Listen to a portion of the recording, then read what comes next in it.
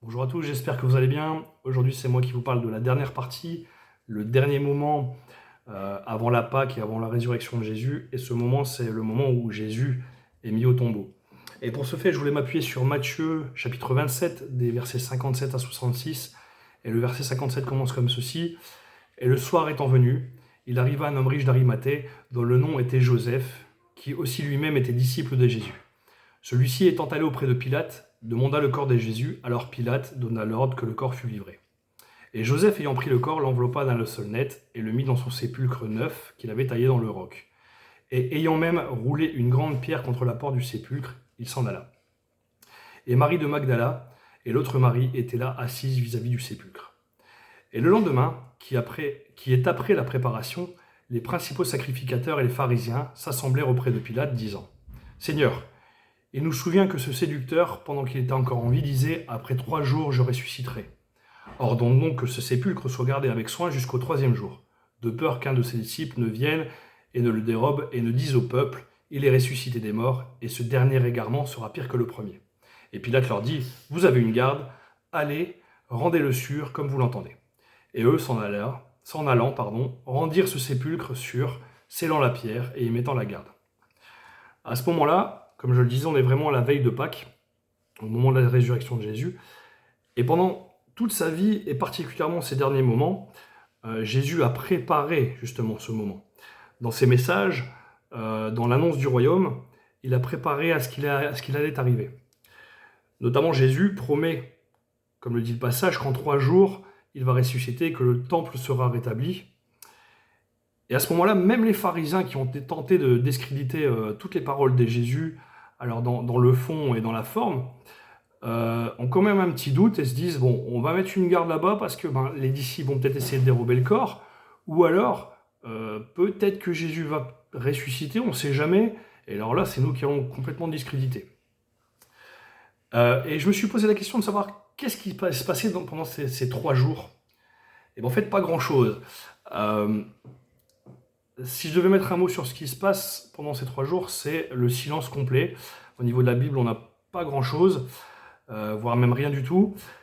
Et sur Terre, on peut imaginer voilà, les disciples de Jésus qui étaient avec lui pendant tout son ministère, qui ont vu faire des miracles, être déjà tristes, je pense, se rassembler les uns les autres pour se soutenir, avoir un petit peu la peur au ventre aussi, en se disant les pharisiens vont nous pourchasser, la garde romaine peut-être aussi. Je pense qu'ils étaient aussi un petit peu déboussolés en se disant, certains pouvaient se dire, ne vous inquiétez pas, Jésus a déjà fait des miracles, il est le Messie, il va revenir comme il l'a promis. Et puis d'autres pouvaient se dire, bah voilà, ça fait déjà 2 jours, il va peut-être pas revenir, quoi, il va peut-être pas ressusciter comme il l'a dit. Et du côté du ciel, du côté de Dieu, en fait, là c'est complètement le silence complet, il se passe rien jusqu'à l'apparition de l'ange qui vient voir Marie de Magdala. Et en parcourant la Bible, j'ai trouvé différents types de silence. J'en ai relevé 2. Et je vais vous en parler. Ces 2 types de silence, on voit d'abord le premier silence, celui qu'on doit adopter devant Dieu, qu'on devrait adopter devant Dieu. Et dans la Bible, il y a beaucoup de passages qui parlent du silence. Dans Proverbes, il est souvent question de faire silence pour éviter en fait de pécher par nos paroles, mais aussi pour communiquer avec Dieu. La prière est vraiment un moyen de communication avec Dieu. Et comme dans toute communication, comme tout échange, quand vous discutez avec quelqu'un, on prend la parole, puis on laisse répondre la personne. Et dans nos prières, quelquefois, souvent d'ailleurs, on ne s'arrête pas de parler. Et on ne laisse pas l'opportunité à Dieu de répondre. Et comme Dieu, en fait, est quelqu'un d'élégant, il ne nous coupera pas la parole. Il peut le faire, mais il ne coupera pas la parole parce qu'il est, voilà, comme je disais, quelqu'un, c'est Dieu, il est élégant. Et il va nous écouter. Et d'ailleurs, en Matthieu 6, verset 7, il dit « En priant, ne multipliez pas de vaines paroles comme les païens qui s'imaginent qu'à force de paroles, ils seront exaucés. » Je pense que la première chose, c'est laisser Dieu nous parler en faisant silence. Le deuxième silence que j'ai pu ressortir de la Bible, c'est le silence que Dieu adopte envers nous.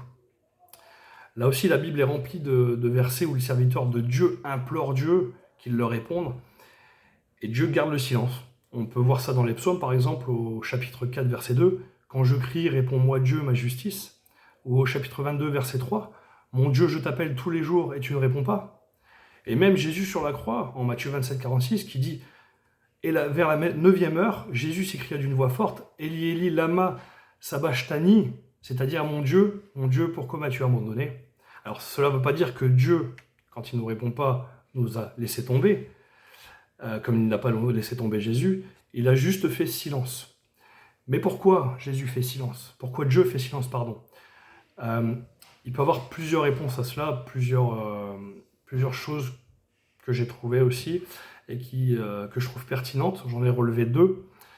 La première, c'est dans Jérémie 29, 11, qui dit « Car je connais les projets que j'ai formés sur toi, dit l'Éternel, projets de paix et non de malheur, afin de te donner un avenir et de l'espérance. » La première chose, je pense que quelquefois, le Seigneur fait silence parce qu'il a quelque chose de meilleur pour nous.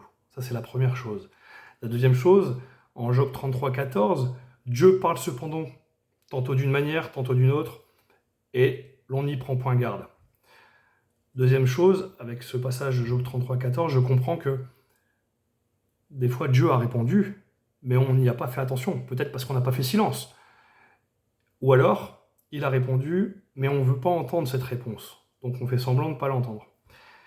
Et je pense que à ce moment-là, dans cette situation, nous devons encore faire silence pour écouter Dieu et apprendre à reconnaître la façon dont le Seigneur nous parle. Et je voudrais revenir à ce silence qui se passe pendant les 3 jours où Jésus est au sépulcre. C'est ce silence qui arrive juste avant la Pâque, encore une fois.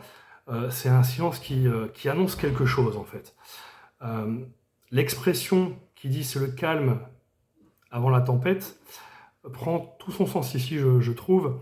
Alors c'est pas une tempête, c'est une bonne tempête, hein, dans le bon sens. Hein, c'est pas, il va pas avoir des éclairs et des bourrasques de vent, hein, mais c'est une chose bien qui s'annonce. C'est-à-dire en fait que à ce moment-là, le silence annonce dans la vie des apôtres, dans nos vies à nous tous, un grand changement, un bouleversement total qui va se produire quand Jésus va ressusciter et quand il va monter au Père. Ce changement, qu'est-ce que c'est? C'est déjà d'une part le fait que le voile est déchiré entre Dieu et nous, on peut communiquer directement avec Dieu. Et puis c'est aussi le fait que Dieu nous envoie le Saint-Esprit. David en a parlé lundi dans son message, nous sommes le temple du Saint-Esprit. Et par le fait que Jésus ressuscite et monte auprès du Père, il peut nous envoyer le Saint-Esprit et nous pouvons recevoir le Saint-Esprit en tant que temple du Saint-Esprit. Ça, c'est le grand bouleversement. En préparant ce message, j'ai compris que le silence n'est pas en fait l'absence de discussion. Faire silence, c'est pas l'arrêt de notre relation avec Dieu, pas du tout.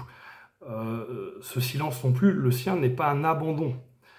C'est un silence, des fois, qui peut être subtil, qui peut être nécessaire. Et quand on prend une comparaison avec, par exemple, la musique, souvent, avant un grand solo de guitariste, il y a des silences. C'est le silence qui annonce la partie magique du morceau. Et je pense que le silence au tombeau, c'est un silence qui est nécessaire. C'est le silence juste avant le grand solo de Dieu. Le grand solo pour nos vies et pour qu'on puisse vraiment avoir cette relation de père, de fils et de fille avec Dieu. Je voudrais terminer ce petit message avec une phrase de l'évangile de Matthieu, la toute dernière phrase de l'évangile de Matthieu, pour nous dire que même s'il y a silence, Dieu est toujours avec nous. Et il le précise d'ailleurs, donc dans cette dernière phrase de Matthieu qui dit « Et voici, je suis avec vous tous les jours jusqu'à la fin du monde ». Voilà, je vous remercie, je vous souhaite plein de bonnes choses, soyez bénis abondamment. Au revoir.